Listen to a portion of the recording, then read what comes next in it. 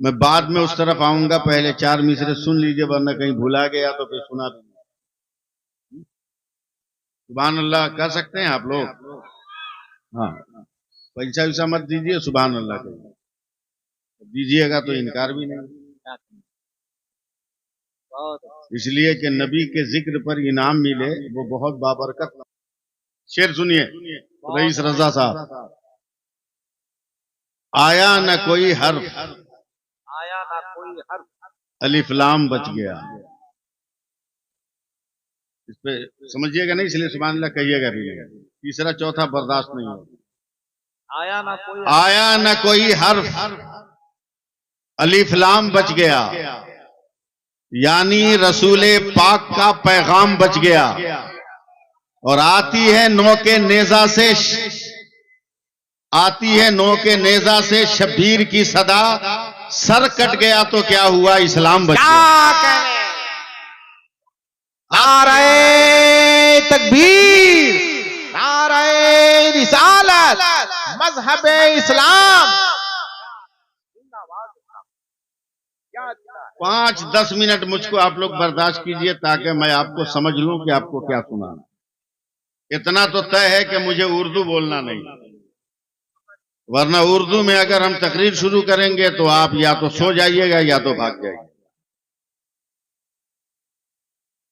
میں ایک دم آسان لب و لہجے میں تقریر کروں جو آپ تک پہنچ جائے، آپ کے دلوں تک پہنچ جائے، اور آپ سمجھ سکو کہ میں کیا کہہ رہا ہوں۔ بیٹھ جاؤ بہو، بیٹھ جاؤ، بیٹھ جاؤ۔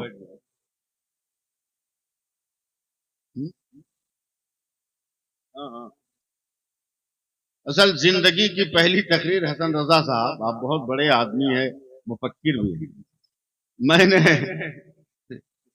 14 فروری 1986 کو کیا، زندگی کی پہلی تقریر، اور اتنے بڑے مجمع میں کیا تھا کہ میرا دعویٰ ہے قیامت تک کسی بھی مولوی کو اتنا بڑا مجمع نہیں ملے گا، قیامت تک، چاہے جتنا بڑا خطیب ہو ہندوستان کا۔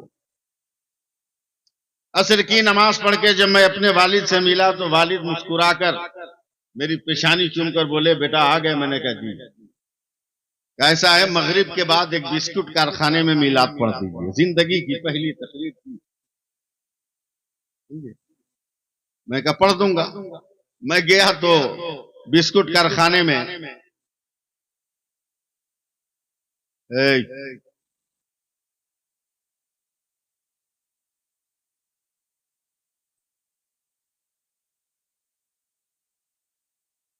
ایک چوکی تھی، چوکی پر 2 آدمی بیٹھا تھا، ایک مالک نوکر۔ ہم کو بولا کہ مولوی صاحب آپ تقریر کرے گا؟ ہم نے کہا ہاں۔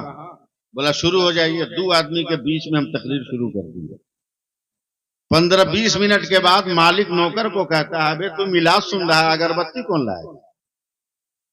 وہ چلا گیا نوکر اگربتی لینے، اکیلے مالک بیٹھا اس کے سامنے ہم تقریر کریں۔ آدھا گھنٹہ کے بعد مالک بولتا ہے، مولوی صاحب آپ بولیے، ہم دیکھیں وہ لڑکا ابھی تک اگربتی لے کے آیا کہ نہیں آیا۔